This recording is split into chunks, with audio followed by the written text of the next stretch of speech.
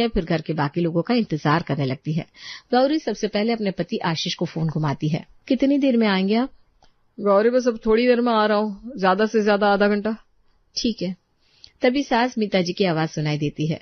बहू घड़ी पूरे 9 बजा रही है, तू मुझे बस दूध दे दे जिससे मैं आराम से सो जाऊं। ठीक है मम्मी जी। गौरी सासू माँ को दूध देती है। चलो भाई अब ये भी पी लिया दूध, अब चले मैं आराम से सोने। अब बहू तुम्हारी तरह मैं तो दोपहर में सोकर उठती नहीं हूँ, अपने को तो 4 बजे उठना होता है ना। मीता जी की इस बात पर वहां पास बैठे पल्लवी और रिंकू भी जोर जोर से हंसने लगते हैं। गौरी उनकी हंसी को अनसुना करने की बहुत कोशिश करती है, लेकिन चाहकर भी इग्नोर नहीं कर पाती। तभी उसके फोन की घंटी बजती है। उठाकर देखती है तो फोन उसकी माँ ममता जी का था। माँ क्या कर रही हो? बस बेटा बैठी थी, तू बता क्या कर रही है? कुछ नहीं माँ, मैं बस इन सब के आने का इंतजार कर रही हूँ। अरे इनके आने का टाइम अभी तक ठीक नहीं हुआ? इतना सुनते ही गौरी की आंखों से झरझर आंसू की धार बहने लगी। गौरी, गौरी क्या हुआ बेटा? कुछ नहीं माँ। अरे माँ हूँ मैं तेरी, और तुझसे 9 महीना ज्यादा जानती हूँ तुझको। माँ मुझे यहाँ नहीं रहना। ऐसा नहीं कहते बेटा, मैं तेरी माँ हूँ और तुझे कभी परेशान होते नहीं देखना चाहती, लेकिन जीवन में कई बार ऐसे मोड़ आते हैं कि हमें ना चाहते हुए भी वो सब करना पड़ता है जो हम कभी नहीं करना चाहते थे। मतलब मैं समझी नहीं माँ। मतलब मेरी भोली भाली गौरी कि हमेशा टेंशन लेना हमारा काम नहीं होता, कभी कभी टेंशन देना भी सीखो, जिससे कई बार मुसीबतें अपने आप सुलझ जाती है। अच्छा, लेकिन वो कैसे माँ? मैं जो कहती हूँ मेरी हर एक बात को ध्यान से सुनो। बोलो ना माँ। ममता जी गौरी को जीवन के सारे सूत्र सिखाती हैं और उसी पर अमल करने को कहती है। ठीक है माँ। गौरी फोन रखती है, घड़ी पर निगाह मारती है। अरे ये लोग अभी तक नहीं आए। और क्या कहा था पतिदेव ने? बस अब भी आया, तब से 1.5 घंटा तो हो गया। वो दोबारा फोन लगाती है, तब तक उसके फोन की घंटी बज जाती है।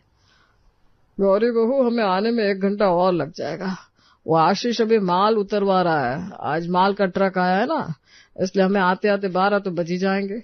इसलिए अब खाना तो हम हल्का फुल्का ही खाएंगे, पोहा उपमा जैसा कुछ बना लेना बेटा। ये सुनकर तो गौरी को जैसे ठंड में पसीने आ गए, क्योंकि वो समझ चुकी थी आगे क्या होना है। लेकिन उसके पास जी पापा जी ये कहने के अलावा और कोई चारा ही नहीं था। अब गौरी सारा खाना फ्रिज में उठाकर रखने लगती है और लग जाती है काम करने। अनिल जी और आशीष को घर आते आते रात का 1 बज जाता है और खाना खाते खिलाते रात के 2 बज जाते हैं और फिर इधर बज जाते हैं सुबह के 4 और फिर से मिता जी सुबह से बर्तन पटकने लगती है बिना ये सोचे कि बहू रात में कितने बजे सोई है। हर रोज की तरह गौरी उठकर जल्दी से तैयार होकर रसोई की ओर चल देती है। तभी हर रोज की तरह मिता जी आवाज लगाती है, बहू ये फ्रिज भरा हुआ रखा है, इतना खाना क्यों बनाती हो, जरा बचत का भी ख्याल रखा करो। हाँ भाभी आप इतना खाना बनाती क्यों? वो मम्मी जी। अरे छोड़ो भाभी कोई बात नहीं, लेकिन इस बात पर ध्यान देना चाहिए आपको। लेकिन इसमें मेरी कोई गलती नहीं है। अच्छा जाने दो इन बातों को, अब जल्दी से कुछ तैयार कर दो जिससे हम लोग दुकान के लिए निकल सके। हाँ आज दुकान पर फिर से बहुत काम है। अनिल जी के मुंह से ये सुनकर अब गौरी का पारा 7वें आसमान पर चढ़ जाता है, क्योंकि वो इस बात से भली भांति परिचित थे कि आखिर इतना खाना बचने का कारण क्या था। लेकिन फिर भी उन्होंने सबके सामने इस बात को कबूल नहीं किया, बल्कि सबके सामने गौरी को ही गलत ठहराया। ठीक है, मैं सबके लिए बना रही हूँ, आप लोग परेशान मत होइए। फटाफट से रसोई में जाती है और सोचती है आज ऐसा चमत्कार दिखाती हूँ कि खाना बस 10 मिनट में तैयार हो जाएगा।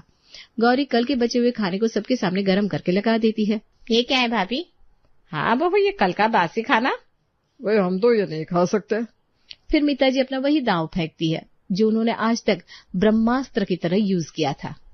बहू तो दोपहर में तो सोकर उठती है, तब तक मैं आधे से ज्यादा काम तुम्हारा समेट देती हूँ, फिर तुम्हारे पास काम ही कितना बचता है, फिर भी तुम हम सबको ये बासी खाना खिला रही हो। फिर क्या मतलब है तुमको इस घर में बहू बनाकर लाने का? ऐसे मम्मी की बात में दम तो है भाभी। हाँ भाभी, मम्मी बड़े ही अरमान से आपको इस घर में बहू बनाकर लाई थी, हमने कभी नहीं सोचा था कि आप ऐसा करेंगी। ये सबके मुंह से एक साथ सुनकर गौरी के कानों से जैसे खून बहने लगा हो। वो बार बार अपने पति आशीष की तरफ एक उम्मीद से देख रही थी, लेकिन यहाँ भी उसे निराशा ही हाथ लगती है।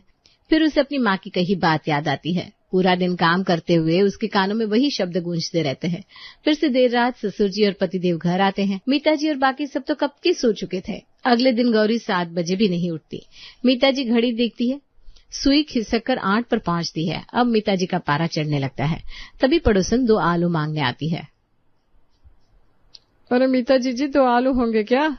हाँ ले जाओ। तभी पीछे से बिमला की आवाज आती है। भाभी 2 टमाटर भी होंगे क्या? हाँ भाई आ जाओ, तुम भी आ जाओ, दोनों को लाकर देती हूँ। क्यों बहुरानी अभी तक जागे नहीं क्या? अरे देख लो तुम ही दोनों, बहू नहीं महारानी है, महारानी दोपहर तक जागेगी। आज गौरी कमरे में लेटे लेटे सास मीता की बातों पर नाराज नहीं हो रही थी, बल्कि लेटे लेटे मुस्कुरा रही थी। मीता जी और उसकी सखियों को बात करते करते 9:30 बज जाते हैं और तब तक घर के बाकी लोग भी जागने लगते हैं। लाइए मम्मी, नाश्ता कहाँ है? आज कॉलेज जल्दी निकलना है। हाँ मम्मी, मेरे भी क्लासेस है, आज लेट तक चलेंगे। मुझे डबल टिफिन चाहिए, मैं सीधे शाम को आऊंगा। अरे तो अपनी भाभी को जाकर जगाओ ना। दोनों अपनी भाभी को कमरे में जाकर आवाज देते हैं। भाभी जाग जाओ, लंच बॉक्स चाहिए। अरे भाभी लेट हो रहा है। अरे गौरी जागी नहीं क्या अभी तक? देखो रिंकू और गौरी आवाज लगा रहे हैं। नहीं आज तो मैं दोपहर तक ही जागूंगी। अरे क्या पागलपन है गौरी? ये पागलपन नहीं है, आज से इस घर में यही चलेगा। सब आते हैं, दरवाजा पीट पीट कर चले जाते हैं, लेकिन गौरी बाहर निकल कर नहीं आती। जब घड़ी 12 बजाती है तभी गौरी अपने कमरे से आज वाकई में एक महारानी की तरह तैयार होकर रौब से बाहर निकलती है। जाग गई गौरी? घड़ी देखो कितने बजा रही है। अरे मम्मी जी, आपने नहीं देखा क्या ध्यान से? देखिए आज मैं सही टाइम पर जागी हूँ, दोपहर ही तो हुई है। अरे मेरे यहाँ हाथ पैर टूट गए, तेरे देवर ननद पति ससुर सबके लिए नाश्ता लंच टिफिन तैयार करते करते, और तू कह रही है अभी दोपहर ही हुई है। अरे तो इसमें नई बात क्या है मम्मी जी, आप ही तो हर रोज घर का सारा काम करती है, मैं तो बस महारानी की तरह उठती हूँ। लाओ जल्दी से दो, क्या बनाया है? मुझे ना आज बड़ी जोरों की भूख लग रही है। क्या? मीता जी चौंक जाती है, क्योंकि उन्हें ये उम्मीद नहीं थी। अब गौरी पूरा दिन आराम से टीवी देखती है, एंजॉय करती है सारी उसकी। गौरी उससे मिलने चल देती है। कमला आंटी, ओ कमला आंटी, आपकी बहू कहाँ है? इधर कमला आंटी हाथ में आटा लपेटे हुए रसोई से बाहर आती है। क्या मिनी को क्यों पूछ रही हो गौरी? मुझे ना उसकी बहुत याद आ रही है तो मिलने चली आई। आप भी तो सासू माँ से मिलने दिन में 4 बार आती है, तो मैं नहीं आ सकती क्या? हाँ, अपने कमरे में जाकर मिल लो। आज कमला जी को ऐसा लगा कि उनकी चोरी पकड़ी गई हो। आज तो बड़ा ही रिलैक्स लग रही हो भाभी आप। हाँ, आज वाकई में 3 घंटे सोकर जो आई हूँ। मतलब पहले नहीं सोती थी क्या?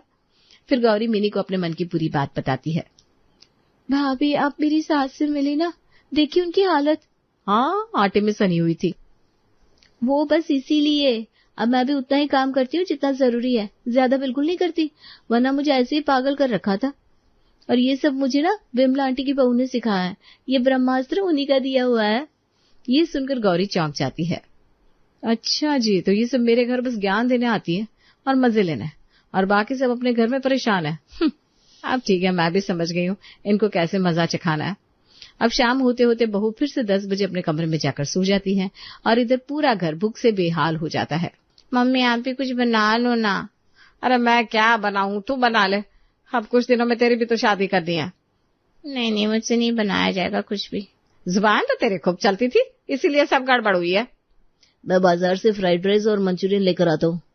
मैं भी चल रही हूँ भैया। अरे पर मैं क्या खाऊं, मुझसे ये मंचू फंचू कुछ नहीं खाया जाएगा। ठीक है मम्मी, आप कुछ और बनाकर खा लेना, क्योंकि भाभी को नाराज करने में सबसे बड़ा हाथ तो आपका ही है। भागो नास पिटो यहाँ से, तुम लोगों के चक्कर में मैंने उससे लड़ाई मोल ली। थोड़ी देर में अनिल जी और आशीष भी घर आते हैं। अरे मम्मी आज आप जाग रही है, अभी तक सोई नहीं? अरे भूख के मारे मेरा हाल बेहाल है, नींद कैसे आएगी भला? क्यों बहू ने आज खाना नहीं बनाया क्या? रुको मैं बात करता हूँ गौरी से, ये क्या हरकत है? आशीष रूम में जाता है और देखता है कि गौरी आराम से कंबल तान कर अंदर लेटी लेटी मोबाइल चला रही है। गौरी उठो, आज तुमने खाना क्यों नहीं बनाया? मुझे सोने दो ना। अरे उठो, ये क्या बात है? गौरी उठकर बैठ जाती है। अच्छा जी, आज आपको ये याद आया कि मैंने खाना नहीं बनाया है। इतने सालों से ये जो मुझे ताने दिए जा रहे थे कि दोपहर में सोकर उठती हूँ, उसके लिए तो आपने कभी कुछ नहीं बोला। इतनी रात को सोती हूँ, अगर सुबह 8 बजे तक उठ भी गई तो तुम्हारी माँ पूरे मोहल्ले को बताती है कि मेरी बहू दोपहर में उठती है, इसलिए अब से मैं दोपहर में ही उठूंगी। सुन लिया ना आपने? अब गौरी हर रोज दोपहर में ही सोकर उठती और पूरा दिन आराम करती। पल्लवी रिंकू, आज लंच मुझसे नहीं बनाया जाएगा, ये लो पैसे और कैंटीन में कुछ खा लेना। हमारा खाना कहाँ है? अरे मुझसे नहीं बन रहा है कुछ भी। ये रखिए चाय और पोहा, जिसको जो खाना है खा ले, बस इससे ज्यादा कुछ नहीं बनेगा मुझसे। ऐसे ही 2-4 दिन और निकलते हैं और फिर एक दिन मीता जी गौरी को बाहर हॉल में बुलाती है। बहू, कल से तो 8 की जगह 9 बजे भी उठेगी तो भी हमको कोई तकलीफ नहीं है। क्यों बताओ सब लोग? हाँ नहीं है। हाँ नहीं है। बस अच्छा खाना दे दिया करो गौरी, बड़े दिनों से भूखा हूँ।